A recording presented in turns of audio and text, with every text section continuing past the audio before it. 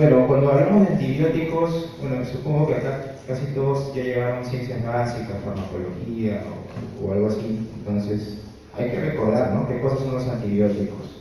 Entonces los antibióticos son sustancias químicas que matan o impiden el crecimiento de ciertas clases de microorganismos sensibles y que por tanto permiten un tratamiento etiológico por excelencia en aquellos individuos que sufren procesos infecciosos. O sea, miren, los antibióticos o matan o inhiben el crecimiento. ¿Qué quiero decir? O son bactericidas o son bacteriostáticos. Naturalmente, los antibióticos solo no hacen su trabajo. Necesitamos de la inmunidad del huésped. Por eso que es mucho más complicado tener un paciente neutropénico febril donde la inmunidad está a niveles muy bajos, donde el antibiótico solo lucha con el proceso infeccioso. O sea, el paciente no tiene inmunidad. Entonces, obviamente, un paciente neutropénico febril tiene mayor riesgo de fracaso terapéutico, tiene mayor riesgo de complicaciones. Lo mismo pasa con un paciente diabético, con un paciente de VIH, con un paciente que recibe corticoides, con un paciente que tiene una enfermedad autoinmune tipo lupus, por ejemplo. Entonces, los antibióticos solos no hacen su trabajo, necesitan de la inmunidad. ¿Ok? Entonces, si no hay inmunidad, probablemente no va a haber un éxito terapéutico en el paciente que tiene un proceso infeccioso. Entonces, ¿cómo conseguimos la ansiada eficacia con el uso de antibióticos? Para conseguir la eficacia con el uso de antibióticos se requiere criterio clínico epidemiológico. Ojo chicos, no hay que dar antibiótico a todo el mundo. Hay que plantearnos la pregunta, ¿el paciente verdaderamente está infectado o es una fiebre tumoral? ¿O es una fiebre por una enfermedad autoinmune? ¿O es una fiebre por una enfermedad oncohematológica? Entonces, no todos los pacientes requieren antibióticos. Entonces, hay que tener mucho criterio clínico y también epidemiológico. Criterio microbiológico. Ustedes tienen un cultivo en la mano y hay que saber interpretarlo. No solamente es ver si dice S, R o I. O sea, si dice sensible, resistente o intermedio. Porque eso lo puede saber cualquiera, ¿no? El alumno de microbiología de segundo año en medicina puede decirme que es sensible, resistente o intermedio, pero ustedes tienen que interpretar el antibiograma y les he puesto algunos ejemplos después, para que se vayan con algunas ideas. Conceptos de farmacocinética y farmacodinámica, la parte más horrible de la farmacología clínica, ¿no? Donde todo el mundo se dormía en la clase de farmacología. Entonces, eso hay que aprender ahora. Vamos a ver qué cosa es tiempo dependiente, qué cosa es concentración dependiente, qué cosa es AUC sobre el MIC, qué cosa es tiempo superior al MIC y qué cosa es concentración máxima sobre el MIC. Esas tres cositas ustedes van a salir sabiendo el día de hoy, como sea. Conocer la gravedad del paciente. Naturalmente, si tenemos un paciente estable versus un paciente escéptico, tengo que ser más agresivo en el paciente escéptico. Tengo que darle tratamiento parenteral al paciente escéptico y tratamiento por vía oral a un paciente clínicamente estable. Entonces, eso ustedes tienen que plantearse desde el inicio. Duración apropiada del antibiótico de acuerdo al diagnóstico. Pues no me estén dando 21 días a una neumonía adquirida en la comunidad, 14 días para una cistitis, ¿no? Entonces hay que plantearnos días. Una neumonía adquirida en la comunidad, 5 o 7 días. Una cistitis, 3 a 5 días. Una pielonefritis de 10 a 14 días. Una infección de tracto intraabdominal complicada de 14 a 21 días. Una meningitis bacteriana por Streptococcus pneumoniae, 14 días. Una meningitis bacteriana por Haemophilus influenza de 7 a 10 días. Entonces hay que saber. Porque si no prolongamos el uso de antibióticos y el paciente termina quedándose más días en el hospital, termina estresando a los internos, residentes, asistentes por los días que se queda en el hospital, hace infecciones intrahospitalarias y finalmente su deceso por una negligencia nuestra, por no plantear los días que debe recibir antibiótico el paciente y no plantear alta precoz, ¿no? Y finalmente ver las comorbilidades, ¿no? Entonces hay que preguntarnos antecedentes, diabético, antecedente de neoplasia, recibe corticoides, etc., ¿no? Entonces todo eso, para que vean que prescribir antibióticos pues no es cualquier cosa, ¿no? Entonces todo esto hay que preguntarse antes de prescribir antibióticos. ¿Qué más? ¿Cuál es el gran error en el uso de antibióticos? El principal error es creer que los antibióticos tienen escasa toxicidad a priori, ¿no? Y ustedes lo van a escuchar, los que están haciendo clínica, semiología, los que se están introduciendo a la clínica y pasan visita con sus maestros, verán que algunos de ellos dicen, oye, déjale antibiótico por si acaso, ¿no? Oye, me parece que se va a quesear, ¿no? Déjale antibióticos, ¿no? Déjale su ceftriaxonita, ¿no? El antipirético más recetado, ¿no? En los hospitales, ceftriaxona. Entonces, no es que los antibióticos no tengan toxicidad, sí lo tienen. Y van a ver que los antibióticos tienen una sinfín de toxicidad renal, hematológica, puede haber convulsiones, o sea, toxicidad del sistema nervioso central, puede haber toxicidad pulmonar, puede haber toxicidad auditiva, como lo dijo el doctor Casanova, por los aminoglicósidos. Entonces, los antibióticos son tóxicos. Entonces, no es que hay que darle por si acaso, hay que darle cuando tenemos una evidencia grande o unos indicios importantes de que el paciente tiene un proceso infeccioso bacteriano. Poco conocimiento en el uso de antibióticos por el personal prescriptor, médicos residentes, staff son asistentes. No se conoce bien el espectro de acción, dosis, farmacocinética, farmacodinámica de eventos adversos. En Europa, más o menos el 40-50% del personal médico tiene una idea clara de cómo se usan los antibióticos, ¿no? En Colombia, el 40-50%, muy similar a España, tienen una idea clara de cómo se usan los antibióticos. En Chile, el 40% de los médicos encuestados tienen una idea clara de cómo se usan los antibióticos. ¿Cómo creen que estamos nosotros? Igual que Colombia, igual que Chile, igual que España. Pongo de ejemplo España porque es el peor país europeo, ¿no? Junto con Grecia y Portugal, ¿no es cierto? Porque en Alemania, en Suiza, en Francia, yo supongo que el porcentaje de buen uso de antibióticos debe ser mejor. Entonces, es bastante, que 40-50% de los médicos no sepan usar antibióticos es bastante. Entonces, ¿en qué son las fallas? Las fallas es en el espectro de acción, ¿no? Los médicos no conocen, no tienen claro el espectro de acción.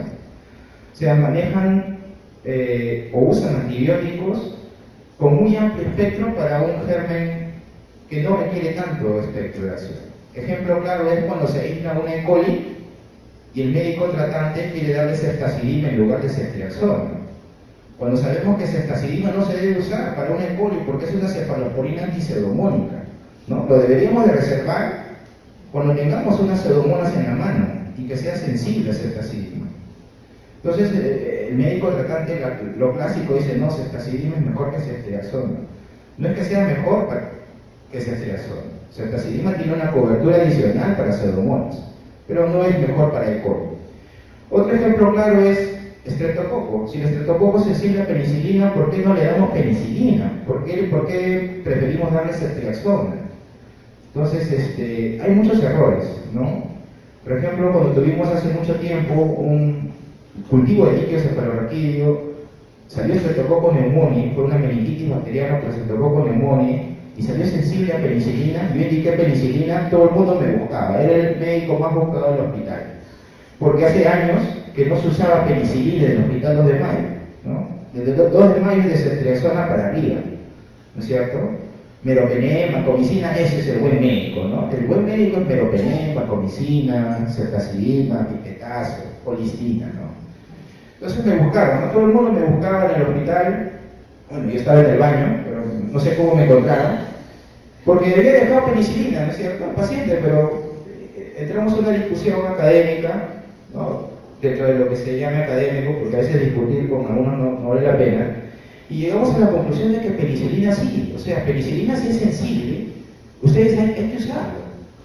Yo me acuerdo de mi serum, y ustedes que van a hacer su serum, yo manejé una neumonía comunitaria con penicilina, y el paciente fue espectacular. Obviamente acá, en Lima, en emergencia, no le vamos a meter penicilina empírico, una neumonía adquirida en la comunidad.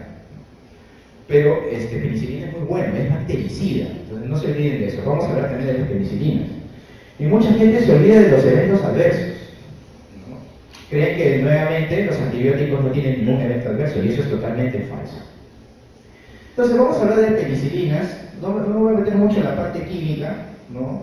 Bueno, eso ya se revisará, ustedes lo revisarán en casa.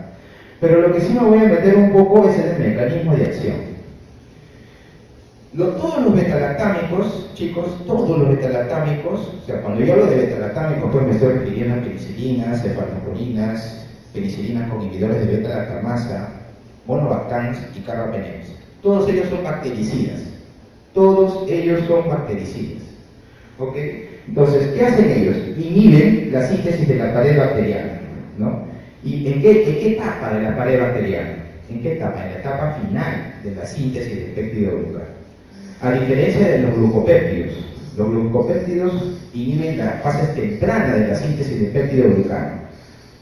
Las penicilinas, los beta-lactámicos, inhiben la etapa final, ¿correcto? Entonces, son bactericidas. Esta es la estructura química de la penicilina, bueno. Y acá tenemos la clasificación, ¿cierto? La clasificación. Solo para recalcar algunas cosas. La penicilina G sódica aún se usa y es muy utilizada para ciertas patologías. Por ejemplo, yo no concibo una neurosífilis que no sea manejada con penicilina G. De a donde sea me consiguen penicilina G. No, doctor, que se triazora también. No, penicilina. De donde sea me consiguen. La compras, te vas a la India, a la China, no sé, pero me trae penicilina. Entonces, penicilina G sódica se usa para sífilis, ¿ok?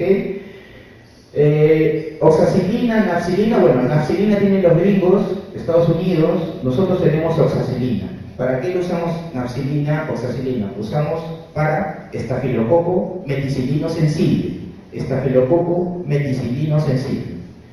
Aminopenicilinas, ampicilina y amoxicilina, muy usadas, muy conocidas por todos ustedes. No voy a hablar más de ellas porque ustedes las consiguen en cualquier farmacia. Carboxipenicilinas. Acá, cavernicilina y ticarcilina en el pasado eran muy buenas penicilinas antipseudomónicas. Actualmente ya no se considera para el manejo de las pseudomonas. Hay mucha resistencia a cavernicilina y ticarcilina. Las ureidopenicilinas, me voy a detener acá en piperacilina. Es así. Hoy por hoy siguen siendo las únicas penicilinas antipseudomónicas en el mercado y que aún tienen actividad para pseudomonas. Obviamente, piperacilina solo no. Tiene que ir unido a un inhibidor de beta-lactamasa que se llama tazobactam. ¿Ok? Entonces, todavía piperacilina tazobactam es una muy buena opción para el manejo de pseudomonas aeruginosa. Uso clínico. Streptococcus pyogenes. Ustedes saben que Streptococcus pyogenes es el agente causal, es uno de los agentes causales más importantes de la celulitis y del impétigo, ¿no es cierto? Entonces se puede usar penicilina, por eso que también usan algunos dicloxacilina, que es una penicilina bioral. Streptococcus pneumoniae, obviamente si es penicilina susceptible, Streptococcus agalactiae, ¿no? Sífilis, todas las formas de sífilis. Si es una sífilis latente, usaremos penicilina o penicilina benzatínica, ¿no es cierto? Si es una neurosífilis, utilizaremos penicilina G sódica. Listeria, ampicilina, se sigue usando para listeria ampicilina, usando ampicilina. Enterococo, obviamente ampicilina solo no va para enterococo, hay que agregarle aminoglicósidos, un esquema para enterococo, por ejemplo, enterococo fecalis, sensible a penicilina es darle ampigenta, por ejemplo, ¿no? Ampicilina gentalicina. Pseudomonas, piperacilina, tazobactam y actinomices, ¿no? Una actinomicetos, actinomices israelí, por ejemplo, se tiene que manejar con penicilina, ¿no? No hay otra opción, ¿ok? Entonces penicilina todavía tiene su lugar en la terapia, ¿ok? Ahora vamos con las cefalosporinas. Las cefalosporinas, bueno, en 1948 en Italia, ¿no? Lo aislaron a partir del Cephalosporium antemonium, son resistentes a la hidrólisis de las penicilinasas, o sea, ellas sí toleran a las penicilinasas, cosa que no hacen las penicilinas. Se clasifican en 5 generaciones, su mecanismo de acción es el mismo que las penicilinas, ¿ok? Acá están las principales cefalosporinas. Las cefalosporinas se van a dividir en 5 generaciones. Antes se dividían en 4, ¿no? Las cefalosporinas de primera generación son básicamente para el manejo de cocos gram positivos, Staphylococcus aureus meticilino sensible, básicamente. ¿Para qué más se usa? Para profilaxis quirúrgica. Todos los pacientes que van a sala, que tienen indicación de profilaxis quirúrgica, reciben su dosis de cefazolina. ¿Ok?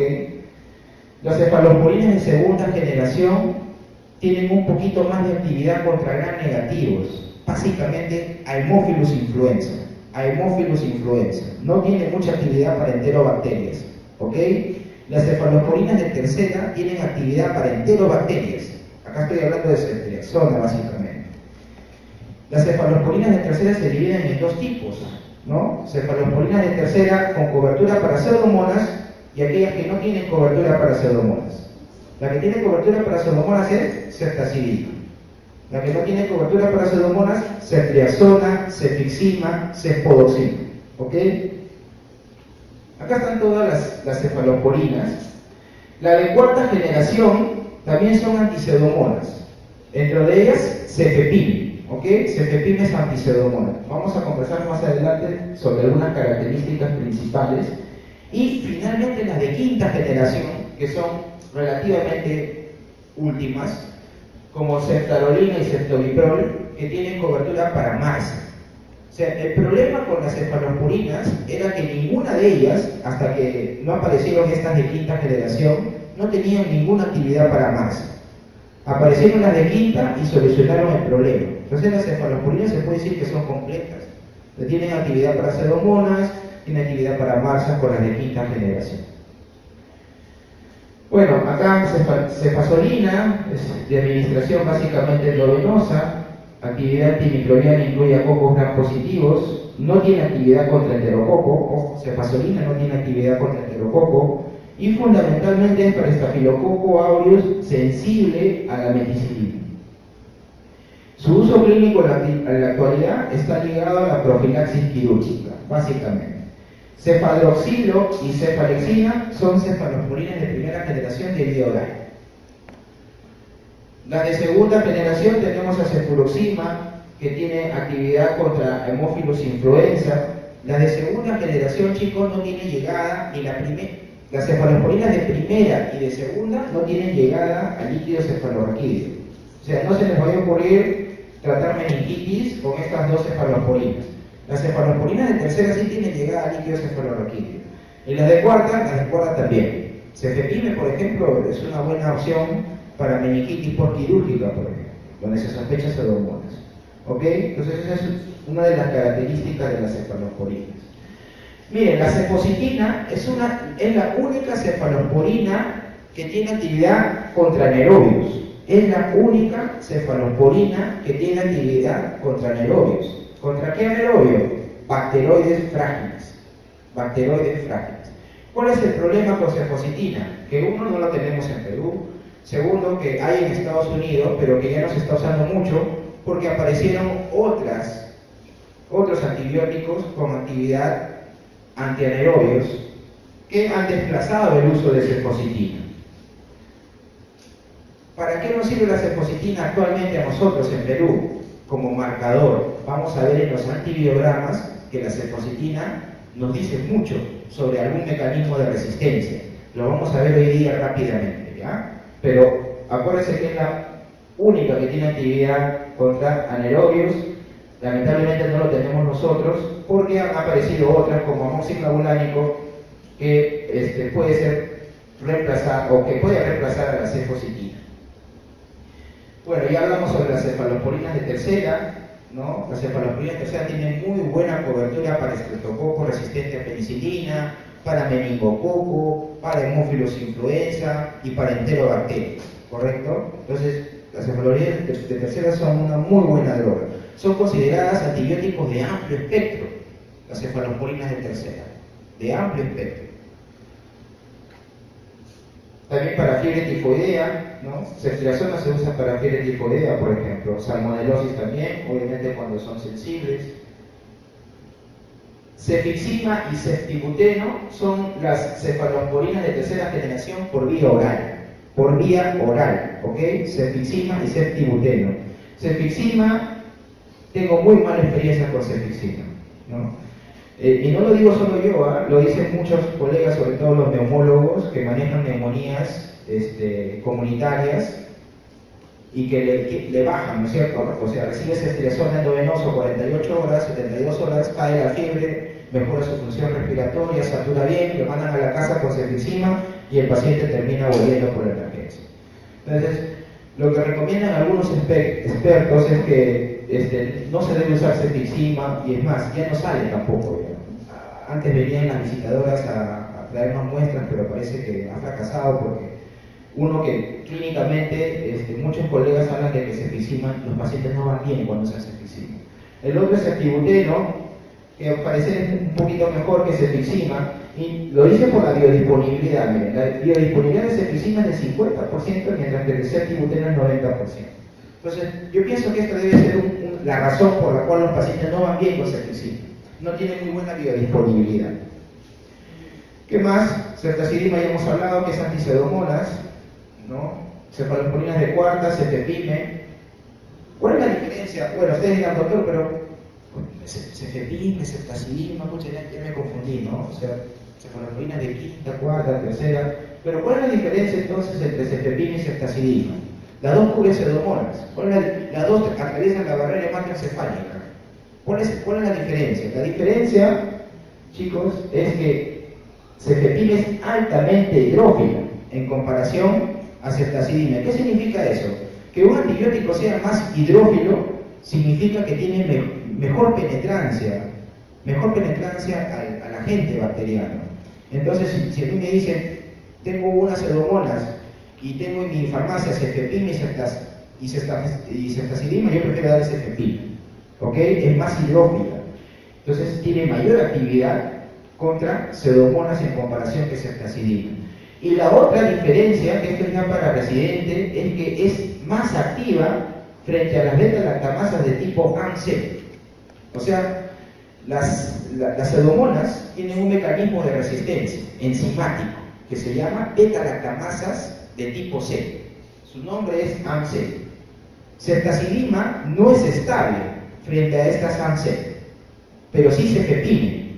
Entonces, si yo veo en el antibiograma que probablemente el mecanismo de resistencia sea la generación de una beta-lactamasa de tipo C, yo prefiero darle cefepime en lugar de ceftazidima. ¿Ok? Entonces, cefepime es superior a ceftazidima en varios aspectos. Es más hidrófila y es más estable frente a estas beta-lactamasas.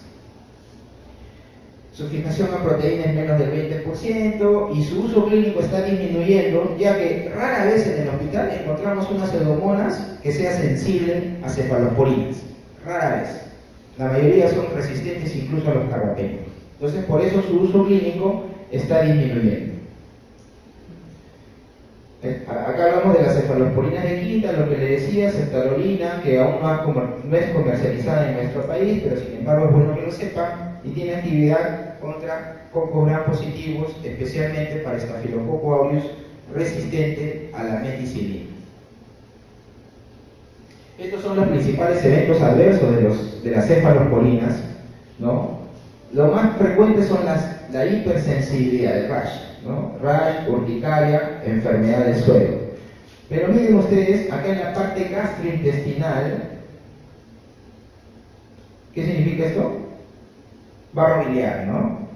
Ceftriaxona está muy asociada a barro biliar, ¿correcto? Entonces, ¿por qué creen ustedes entonces que a los neonatos, en lugar de darles ceftriaxona, ustedes ahora lean cualquier artículo de sepsis neonatal y van a ver que dice cefuroxima más amikacina, cefuroxima más gentamicina, ampigenta para manejo de sepsis neonatal, y nunca dicen ceftriaxona.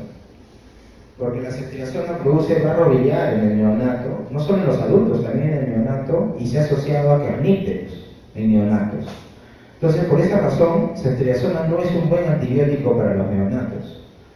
No van a ver ustedes a un neonatólogo que use ceftriaxona. Siempre va a usar cefuroxima, ampigenta, amikacina, etc. ¿Ok? Bueno, acá hay más reacciones adversas. que ya es para que ustedes lo revisen en casa, ¿no? Pero básicamente ver que las reacciones adversas se producen a todo nivel, ¿ya? Ahora dije que se iban a ir aprendiendo esto, ¿no? PKPD. Y ahora sí, atentos acá. Los beta-lactámicos son antibióticos tiempo dependientes. Son antibióticos tiempo dependientes. ¿Qué significa eso? Que su actividad depende del tiempo. ¿De qué tanto tiempo este antibiótico esté por encima de esta línea roja? ¿Qué es el MIC? MIC es la concentración inhibitoria mínima. Entonces, la actividad de los beta-lactámicos va a depender de qué tanto tiempo el antibiótico esté por encima de esta línea roja. Si el antibiótico está 6 horas por encima de la línea roja versus otro beta-lactámico que está 4 horas sobre la línea roja, significa que el que tiene 6 horas sobre la línea roja tiene mayor actividad en comparado al que tiene 4 horas por encima de la línea roja. Entonces, no depende de qué tanta dosis uno le dé. No interesa si le metes 4 gramos de ceftriaxona, 6 gramos de ceftazidima. Lo que importa es qué tanto tiempo el antibiótico va a estar por encima de esta línea, por encima de la línea. Entonces, todos los beta-lactámicos son tiempo dependientes. Un ejemplo clásico son los carbapenem. Por ejemplo, los carbapenem, imipenem, por ejemplo, o meropenem, lo que nosotros recomendamos es darle en infusión de 3 horas. ¿Por qué? Porque si yo le doy en infusión de 3 horas, el tiempo que este antibiótico va a estar por encima de la línea roja va a ser superior a que si yo le doy en 30 minutos o en un vuelo de 20 minutos. Entonces, eso es lo que hacemos con los beta-lactámicos, darlos en infusión prolongada. ¿Por qué? Para que el antibiótico esté el mayor tiempo posible por encima de la concentración mínima inhibitoria. El otro ejemplo es con los aminoglicósidos. ¿Por qué yo doy amikacina 1 gramo cada 24 y no le doy 500 miligramos cada 12? Si a las finales, en 24 horas, 500 por 12 es 1 gramo, o sea, va a recibir lo mismo. No le doy 500 miligramos cada 12 porque amikacina es un antibiótico concentración dependiente. O sea, ¿qué me importa de la amikacina? Ya no me importa el tiempo, ya no me importa esto de acá. Lo que me importa es el pico que va a ser amikacina. Si yo le doy un bolo grande, una dosis grande de carga, el pico va a ser mayor. Y por lo tanto, el efecto terapéutico de la amikacina va a ser superior versus si yo le doy una dosis menor. Entonces, todos los concentración dependiente, como los aminoglicósidos y las quinolonas, como levofloxacino, son concentración dependiente y yo necesito dosis grandes en una sola vez. Si ustedes me preguntan, doctor, levofloxacino, 500 cada 12 o 750 cada 24, mi respuesta es 750 cada 24, porque me interesa el pico, es concentración dependiente. Si ustedes me preguntaran, doctor, amoxicilina, 500 miligramos cada 12 o 500 miligramos cada 6, mi respuesta sería 500 miligramos cada 6, porque es un beta-lactámico, es tiempo dependiente y yo quiero que el antibiótico esté el mayor tiempo posible por encima de la misma. ¿Ok? Entonces, cuando alguna vez, cuando sean internos, porque es lo más próximo que van a hacer ustedes, y usen carbapenem, tienen que darlo en infusión prolongada. Cuando alguna vez sean internos y quieran usar aminoglicósidos, amikacina, den una sola dosis total cada 24 horas. ¿Ok? Vamos a hablar del otro parámetro farmacodinámico que es de vancomicina, que es área bajo la curva sobre el MIC, que es totalmente diferente a lo que estamos viendo ahora. ¿Ok? Y este es un ejemplo, o sea, una de las herramientas también para usar antibióticos es saber interpretar el antibiograma. Porque acá, por ejemplo, yo tengo una E. coli y alguien me puede decir, bueno, acá veo que amikacina dice S, entonces le daré amikacina, pues no. O acá veo que dice pipetazo S, sensible, le daré pipetazo. Entonces, la interpretación de un antibiograma va más allá. de decir si es sensible, resistente o intermedio. Entonces, primero, la primera regla para ver un antibiograma es ver qué germen es. Entonces, yo identifico que es E. coli, ¿cierto? ¿Qué es E. coli? Es una enterobacteria, ¿cierto? Es una enterobacteria. Segundo, ver de dónde viene la muestra. Viene del líquido peritoneal. Entonces, no es contaminante, pues. No viene de la piel, no viene de alguna secreción, viene del líquido peritoneal. Entonces, yo asumo que el paciente entrado a sala, el cirujano ha visto pus, le ha parecido algo raro y ha cultivado. Entonces, es una muy buena muestra. Entonces, el diagnóstico es sepsis intraabdominal. Entonces, mi paciente está grave, ¿no? Está grave. Entonces, si ustedes ven este antibiograma, a ver usted, hola, ¿cómo te llamas? Ya, Sofía, ¿qué antibiótico le darías a este paciente? Según el antibiograma, di lo que se te ocurra, no hay problema. Acá vas a aprender bien. ¿Qué le darías? Amikacina con pipetazo. Ya, ok. Su compañera dice amikacina con pipetazo. Pero vamos a preguntarnos que ya llevaron un infecto, pues, ¿no? Supongo que en Quitos se han dedicado a estudiar, ¿no es cierto? A ver, Marinelli, organizadora del curso, presidenta del curso. A ver, ¿qué le darías al paciente, Marinelli? Pipetazo. ¿Solo o con amica, como tu compañera dice? También tu compañera creo que quiere ser lucióloga porque es agresiva, que con todo se va, ¿no? Lucióloga creo que quiere ser. Ya, bueno, pipetazo. A ver, Steve, ¿qué le darías al paciente? Mira, esta es la parte más interesante del día de hoy, ¿eh? O sea, más que eso pueden leer en su casa. Steve, ¿qué le das? Un carbapenem, o sea, suena bien. ¿Cuál de todos? ¿Cuál de todos? Ertapenem, pucha, este va a ser infectólogo. Este va a ser infectólogo. ¿Alguien más que quiera opinar? ¿Nada más?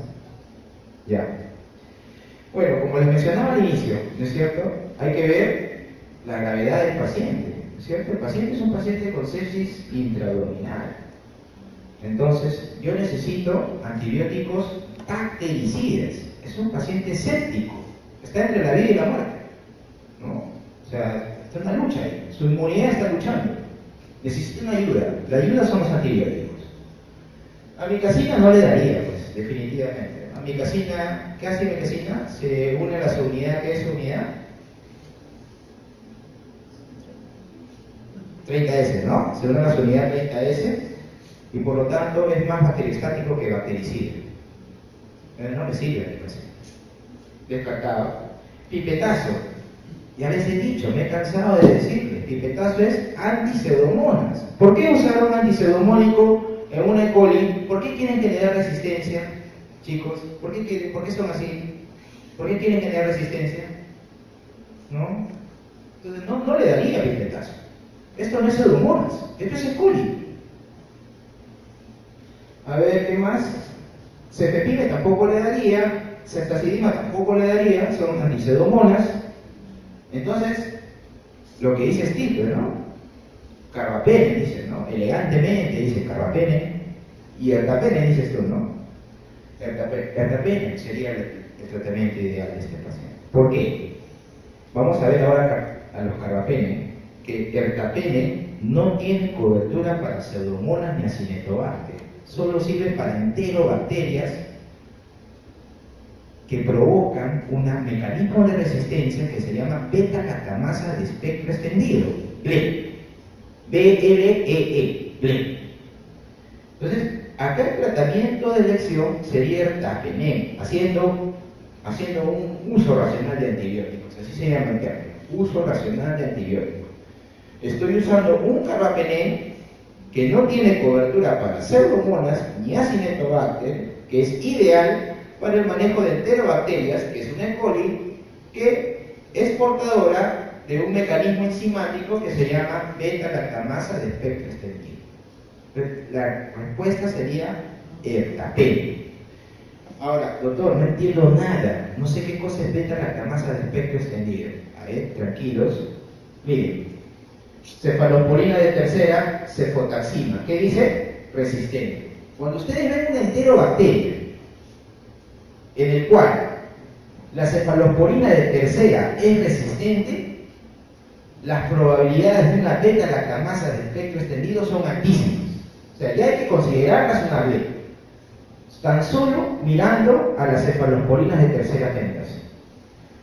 La otra forma de ver también es viendo, por ejemplo acá, las quinolonas. Cuando es una blé, generalmente las quinolonas son resistentes también. Entonces, acá se cumplían. Ciclo y levo son resistentes. Entonces, probablemente este germen haya sido provocador o haya sido generador de una beta-lactamasa de espectro extendido. Y el tratamiento idealmente hubiera sido el tapete. Siguiente.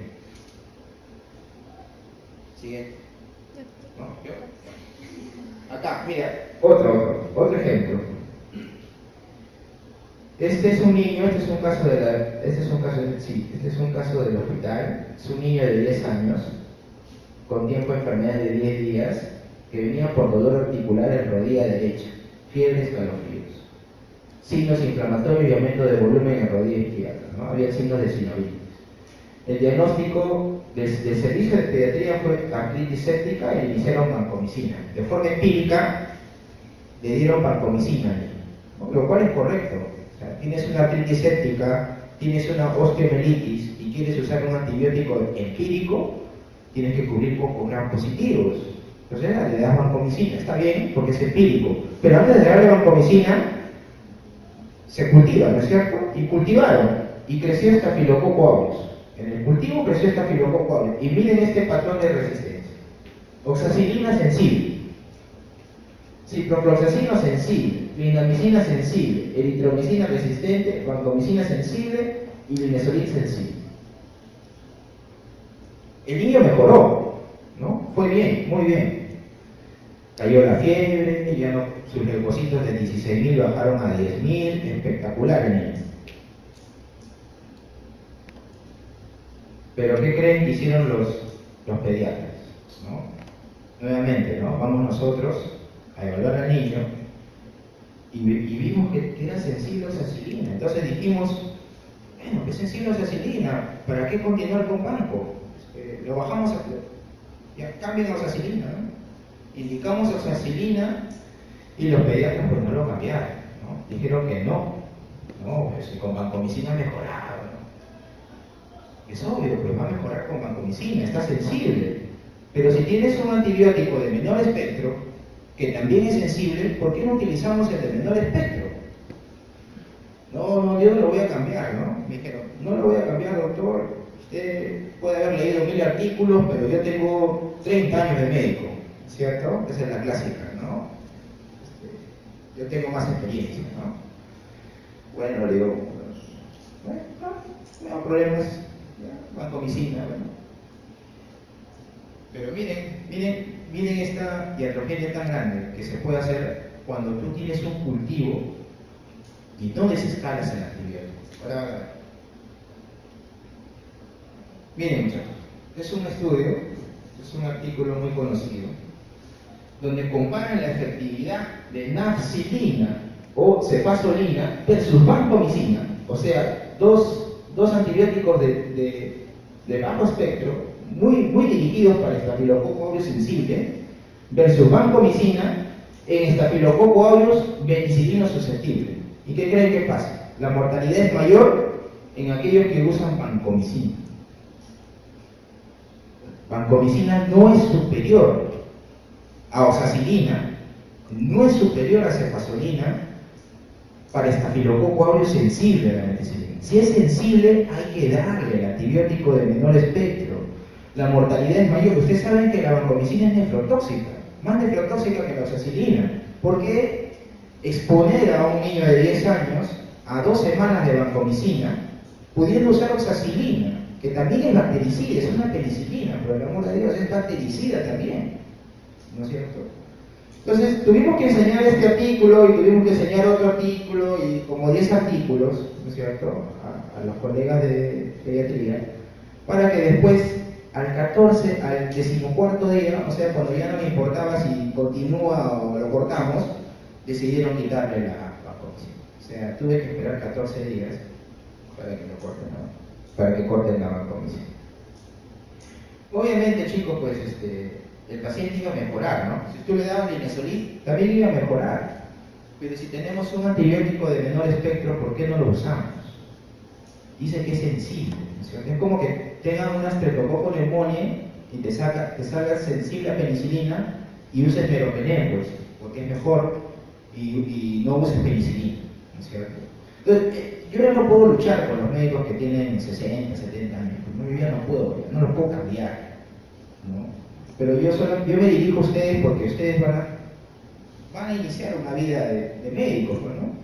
Y si van a la cancha sabiendo que se debe hacer este tipo de cosas, que se debe hacer uso racional de antibióticos, porque como dijo el doctor Casanova nuevamente, no estamos en la era post-antibiótica. O sea, va a llegar el tiempo donde nuevamente, ¿no?, como en el año 1910, cuando todavía no se usaba penicilina, la inmunidad hacía todo su trabajo. O sea, nuestro cuerpo combatía con las enfermedades infecciosas. Entonces, cuando el paciente lo mandaban a Jauja, a recuperarse de la tuberculosis, etc. A ese tiempo vamos a llegar. Si ustedes no se ponen a usar los antibióticos de manera correcta. ¿Ok? Entonces, concepto de hoy día es que vancomicina no es mejor que oxacilina para estafilococo aureus meticilino sensible. ¿Cierto? Concepto número 2, no me usen antibióticos anti-pseudomonas para un germen que no es pseudomonas, porque están quemando un antibiótico tan importante para un germen que no lo es, ¿no es cierto? ¿Alguna pregunta hasta acá? Porque ya estamos en la mitad. ¿Ninguna? Ya. Vamos a carbapenémicos. Los carbapenémicos se dividen en dos grupos, el grupo 1 y el grupo 2. Ustedes van a encontrar que también le van a llamar carbapenem menores y carbapenem mayores. El carbapenem menor es el de ertapenem. ¿Por qué es menor? Porque no cubre pseudomonas ni cinetoaca. Y los carbapenem mayores son imipenem, meropenem y doripenem. Son los tres carbapenem mayores, que sí tienen cobertura para bacilos gram negativos no fermentadores. ¿Hay diferencias? Sí. Imipenem produce más convulsiones y es más tóxico a nivel del sistema nervioso central, sobre todo en pacientes que tienen falla renal, ¿no? Entonces, ¿por qué es más tóxico? Porque hay una enzima renal que se llama la dehidropeptidasa que compite con el imipenem, o sea, trata de inhibirlo. Entonces, por eso es que el imipenem se le da con cilastatina, para que combate esa actividad de hidropeptidasa renal. El meropenem no produce convulsiones, ¿no es cierto? Y por eso meropenem es el único carbapenem que se debe prescribir en infecciones del sistema nervioso central, donde se requiera uso de carbapenem. O sea, si ustedes tienen una meningitis postquirúrgica, un paciente que le hicieron una craneotomía, hizo una meningitis postoperatoria, y están sospechando de un germen resistente y quieren darle carbapenem, tienen que darle meropenem. No le den imipenem porque hay riesgo de convulsiones, más que con meropenem. Diferencias entre meropenem y imipenem. Meropenem tiene mayor actividad en comparación con imipenem frente a pseudomonas. O sea, meropenem es más activo frente a pseudomonas que imipenem, ¿no? Y el doripenem es más activo frente a pseudomonas que el meropenem. O sea, el doripenem es más activo que los dos últimos, ¿ya? Miren, doripenem, meropenem y imipenem. El doripenem es más activo frente a pseudomonas que meropenem y imipenem. Esas son las diferencias, ¿ok? A ver, ¿qué más? El ertapenem no tiene cobertura antipseudocónica. El ertapenem, lo bueno del ertapenem es que se puede dar una vez al día, 1 gramo cada 24 horas, una vez al día. En cambio, el meropenem y el doripenem se usa cada 8 horas, y imipenem cada 6 horas incluso, ¿ya? Pero con el tiempo se está viendo lo siguiente, ¿no? Se está viendo pseudomonas aeruginosa XDR, ¿no? Se están viendo cinetobacter, guamania y XDR, donde son resistentes a los carbapenem, y ya no hay más que darle al paciente, ¿no? Tenemos que darle otras drogas, ¿no? Hay enterobacterias resistentes a carbapenem, productoras de carbapenemasas, o sea, enzimas que hidrolizan a los carbapenem. Y están también las beta-lactamasas de espectro extendido. Entonces, con el tiempo, estos gérmenes van a predominar en el hospital. Van a predominar en el hospital. O sea, no va a haber con qué tratarlos. Otro ejemplo, a ver, este es un ejemplo también, es una paciente de 31 años, ¿no? Que se manda a cultivar una secreción biliar que se encontró en el peritoneo y se encontró este germen, ¿no? Klebsiella pneumoniae. Y según lo que les he dicho, ¿qué les parece esta Klebsiella? A ver, Laurita, ¿qué te parece esa Klebsiella? Puede ser productora de beta-lactamasa de espectro extendido, carbapenemasa, bombas de expulsión, porinas. ¿Por qué? Porque esa expresión es resistente, correcto. Entonces, cuando vean una enterobacteria, nuevamente, tipo E. coli, Klebsiella, Proteus, miren a la cefalosporina de tercera. ¿Qué dice la cefalosporina de tercera? Resistente. Probablemente sea una beta-lactamasa de espectro extendido. Se van a cefositina sensible. Con mayor razón digo que es una beta-lactamasa de espectro extendido. ¿Okay? ¿Cuál sería el tratamiento acá? A ver, ¿quién más? No me acuerdo los nombres. A ver, Platea. A ver, tú, a ver, sí. ¿Qué le darías? Es una Klebsiella, no me digas. No me digas ningún antibiótico antiseudomonas. ¿Qué le darías?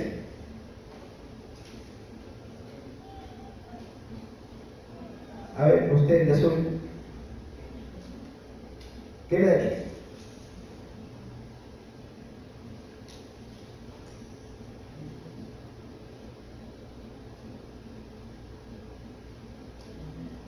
A ver, vamos a recapitular, ¿ya? Pipetazos antiseudomonas, es sensible, no le doy, ¿no? Amicacina, sola no me sirve, tampoco, no le doy. Cefositina hemos dicho que no hay en el mercado, ¿no? Solo lo usamos como un marcador. Cefepimes antiseudomonas, tampoco le doy. Me queda ertapenem, imipenem y meropenem, ¿no? Bueno, le daríamos ertapenem, ¿no es cierto? Pero hay que ver cómo está el estado clínico del paciente. No dice, ¿no? Pero si el paciente estuviera en shock séptico, estuviera con vasoactivos, estuviera mal, querramos o no, tendríamos que usar meropenem o imipenem. Si es que estuviera en shock séptico con vasoactivos. Pero si estuviera solo en sepsis, o solamente estuviera con una infección intraabdominal que no cumple criterios de sepsis severa, sí podríamos usar ertapenem, ¿ya? Como en el caso anterior.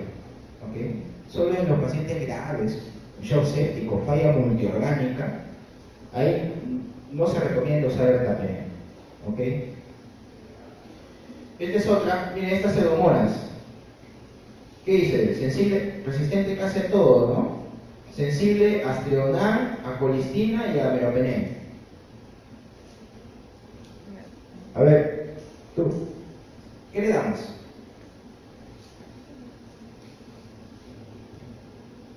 No hay lista, ¿no? Con el curso era con lista, más bonito, ¿no? ¿Qué le damos? Meropenem. Sí, puede ser, ¿no? Puede ser, dice sensible. Astrionam le darías. Ya. ¿Alguien más? ¿Alguien da menos? ¿Más? A ver, Platea, usted de rojo, de guinda rojo, ¿qué le daría? Meropenem. A ver, ¿qué dicen los alumnos de infecto? Laurita, ¿qué le das?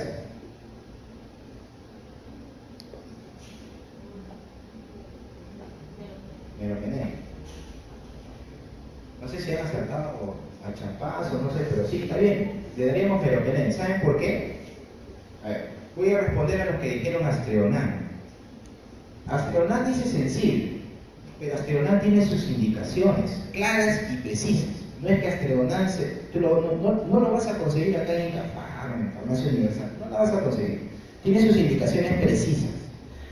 La indicación de Astrionam es para pacientes que han padecido alergia grave a los beta-lactámicos. ¿Y a qué llamo yo alergia grave a los beta-lactámicos? Shock anafiláctico. O sea, pacientes que usaron un beta-lactámico y hizo shock anafiláctico. Usaron cefalosporinas, penicilinas y hicieron shock anafiláctico. O hicieron edema de glotis. Casi se mueren. En ellos. Esa es la indicación de Astedonan. Astedonan es para pacientes con alergia grave a las penicilinas, cefalosporinas. Entonces no usaría eso. Colistina, no pues.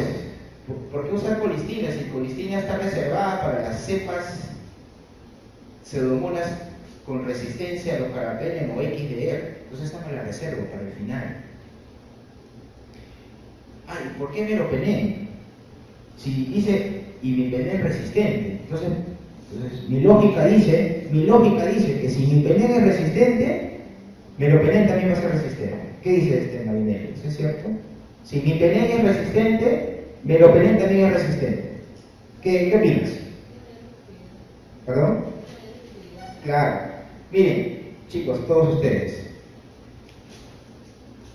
Los antiguos maestros, ¿no es cierto?, decían que si un antibiótico de una familia era resistente, los demás también por lógica tendrían que ser resistentes. Pero eso no siempre es así.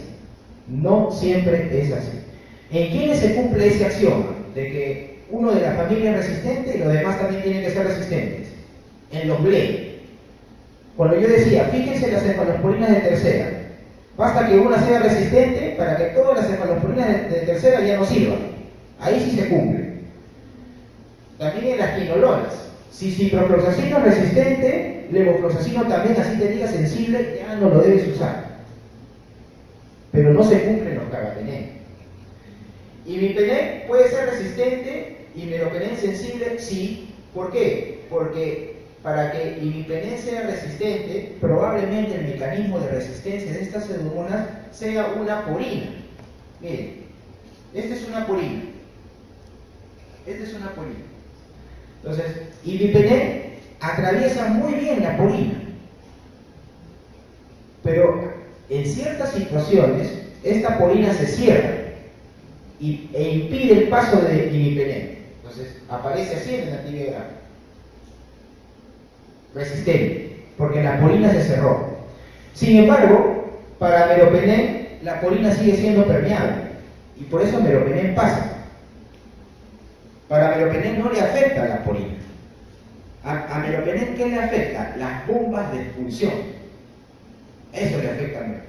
Entonces, ¿qué es lo que les quiero decir?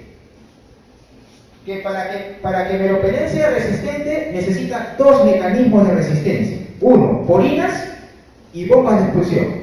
En cambio, para que imipenem sea resistente, solo basta con las porinas y ya es resistente. Entonces sí podemos usar meropenem en este paciente. ¿Ok? Finalizamos con glucopéptidos. Solamente voy a hablar de vancomicina, porque teicoplanin no tenemos y no se usa muy a menudo. ¿Ya? En Sudamérica al menos, yo he hecho entrenamientos en Colombia, Argentina y Chile y no he visto usar teicoplanin. Se van de frente a daptomicina, se van de frente a linezolid, no usan teicoplanin. Pero vamos a hablar de glucopéptidos, específicamente de vancomicina. Miren ustedes, ¿cómo funcionan los glucopéptidos? Miren, este es un beta-lactámico que puede ser oxacilina, que es para Staphylococcus aureus, y miren ustedes cómo estas beta-lactamasas tratan de hidrolizar a este beta-lactámico. De tal manera que este beta-lactámico no llega a la proteína de unión a la penicilina, que es el target final. El target final es la proteína de unión a la penicilina. Y miren, este beta-lactámico muere en el intento, ¿no? Es hidrolizado por las beta-lactamasas y no llega a la proteína de unión a la penicilina 2A. No llega. Entonces, este es un máximo. Es resistente a la meticilina, resistente a la oxacilina, ¿cierto? Este es un máximo. Pero miren ahora, este es un Staphylococcus aureus resistente a la vancomicina. Miren, acá está la vancomicina. Generalmente vancomicina se une a la porción D-alanina. Pero ¿qué pasa? Esta bacteria muy inteligente cambia su porción terminal de D-ala Adéala a D-lactato. Lo cambió de D-ala a D-ala a D-ala D-lactato. Entonces vancomicina no lo reconoce y rebota la vancomicina, no se une. Entonces, este es un estafilococo resistente a la vancomicina. Nunca va a llegar a la proteína de unión a la penicilina, nunca va a llegar. Y miren qué pasa con este Staphylococcus aureus con sensibilidad intermedia a la vancomicina, un LISA. Esta es una pared muy densa, que impide que la vancomicina la atraviese. O sea, este Staphylococcus aureus, tú sabes que los Staphylococcus aureus se consideran gérmenes encapsulados. Entonces, ¿qué hace el estafilococo? Engrosa su cápsula y hace que la vancomicina no ingrese, no atraviese por nada del mundo, porque es muy densa la pared. Entonces se queda por acá, perdida la vancomicina, no sabe a dónde irse y nunca llega a la proteína de unión a la penicilina.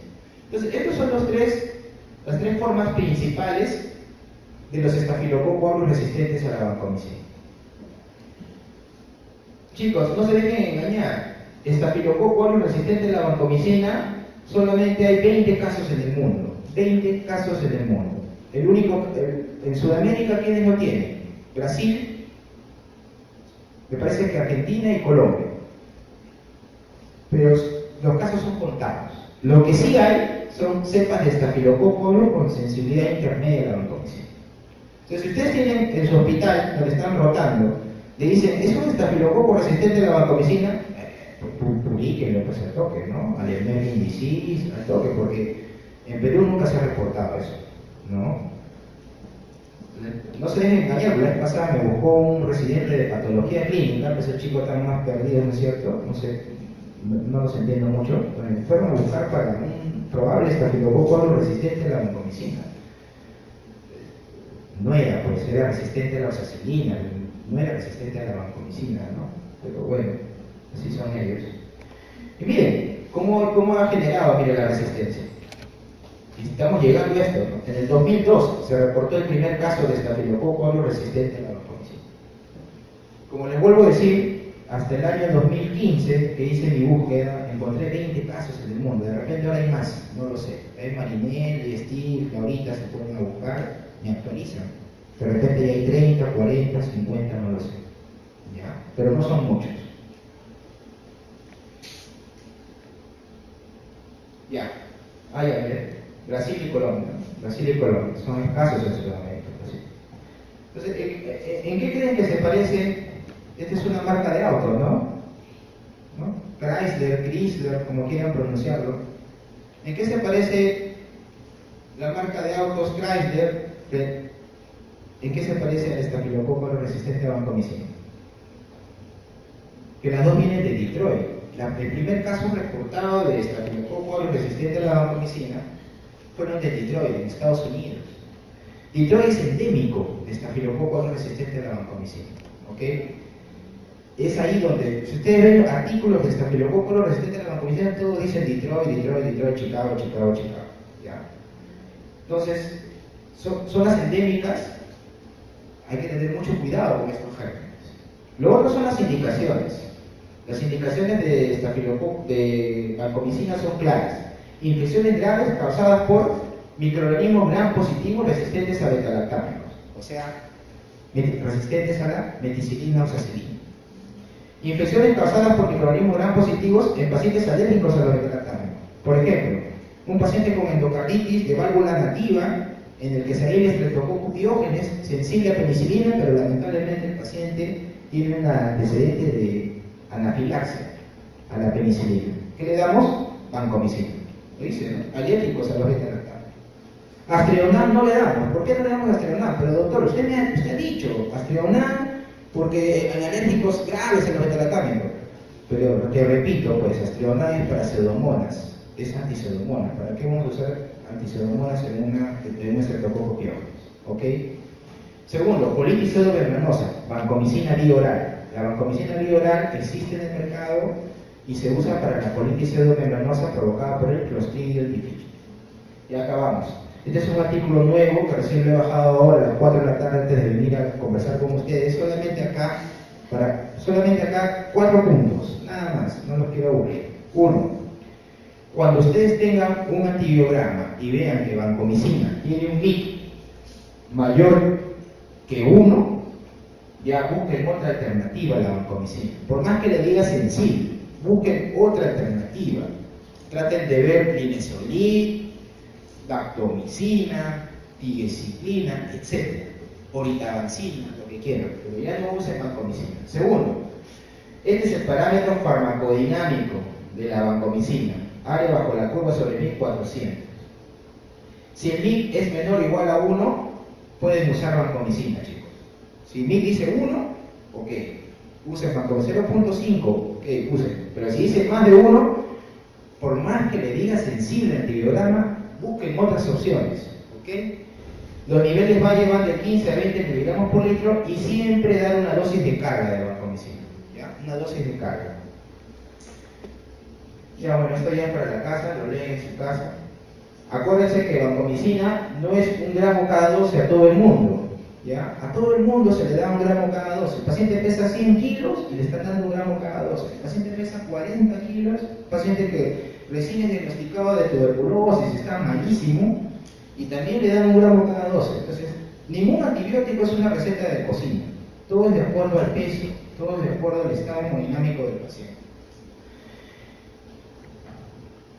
Ya, yo creo que ya, ¿no? No sé qué dicen. ¿Hacemos este último antibiograma? ¿Sí? Bueno, a pedir de Marinelli, entonces. Bien, acá para entrenarnos con lo que le decía. Este es un estafilococo avis meticilino resistente. ¿Por qué digo meticilino resistente? ¿Cómo está la oxa? Resistente, ¿no? Entonces, si es meticilino resistente, yo tengo que darle un glucopéptido, ¿no? Entonces me voy a vancomicina. ¿Qué dice vancomicina? Menor o igual a 2. Entonces me está diciendo que puede ser 2 o puede ser menor que 2. ¿Y yo qué les he dicho? ¿Qué dice este paper último? ¿Qué dice este? Dice que si es más de 1, ya busco otra opción. Pero, ¿qué creen que...? Este también es un caso real. ¿Qué creen que hicieron los de medicina interna? Le dieron vancomicina al paciente y hubo fracaso terapéutico. Le pedimos un hemocultivo al tercer día y volvió a salir estafilococo aureus. Le dijimos, bueno, se los dije, ¿no? Se lo dijimos, se lo mandamos, ¿no es cierto? ¿Y qué le dimos? Linezolid. Y el paciente está en casa. Entonces, así hace 15 días, 20 días. ¿Ya? Entonces, siempre hay que mirar el MIC de vancomicina. Hay que mirar el MIC de vancomicina. Es mucha ciencia ya, ¿no? También, ¿sí? Ya, bueno. Bueno, esta es una lámina pirateada que hace 2 años fui a un curso de antibióticos en Colombia, pues, ¿no? Y miren, aquí, cuando ustedes tengan un estafilococo aureus, también vean a la cefositina, porque si dice resistente, probablemente esté implicado un gen, que se llama el gen MECA, MSA. Y miren acá, este es el gen, MECA. Si es oxacilina resistente y cefositina, FOX es la abreviatura de cefositina. Cefositina resistente, el mecanismo de resistencia es un MECA. Es un MECA. Entonces, acá, si hacemos el ejercicio, oxacilina resistente, cefositina resistente. ¿Qué gen es el que está implicado en la resistencia? MECA. ¿Qué? Pero, ¿qué pasa si es oxacilina sensible y cefositina resistente? O sea, ¿qué hubiera pasado, chicos, si acá hubiera sido sensible y la cefositina hubiera sido resistente? Ustedes hubieran dicho, pero doctor, usted está diciendo que si el antibiótico de menor espectro es sensible, hay que darle el antibiótico de menor espectro. Entonces le hubiéramos dado oxacilina al paciente. No. ¿Por qué no? Porque cefositina es resistente. Cefositina es marcador. Si cefositina dice que es resistente, créanle a la cefositina. Entonces, si cefositina es resistente y oxacilina sensible, interpreten esa oxacilina como resistente. Interpretenla como resistente. Eso es lo que quiere decir. Oxacilina sensible, cefositina resistente. Reportar oxacilina como resistente. ¿Ya? Entonces, ¿qué mecanismo de resistencia es? MECA, pero en expresión de bajo nivel. Ahí llegamos, chicos. Yo creo que ya ha sido suficiente. ¿Hay alguna pregunta? Finalmente. porque... ¿Tiene una pregunta? ¿No? Laurita, Steve. En el anterior, en un caso, Sertalonina estuviera aquí, entonces optaría Sertalonina. Claro, lo que pasa, Laurita, muy buena pregunta, ¿no? Siempre Laurita atenta a las cosas, ¿no? No daríamos Sertalonina Laurita porque es un hemocultivo. Y Sertalonina, solo tenemos el vía oral. Si hubiera endovenosa, la presentación endovenosa sí le daría. ¿Ya? Muy buena, sí, Sertalonina, que me estás mencionando.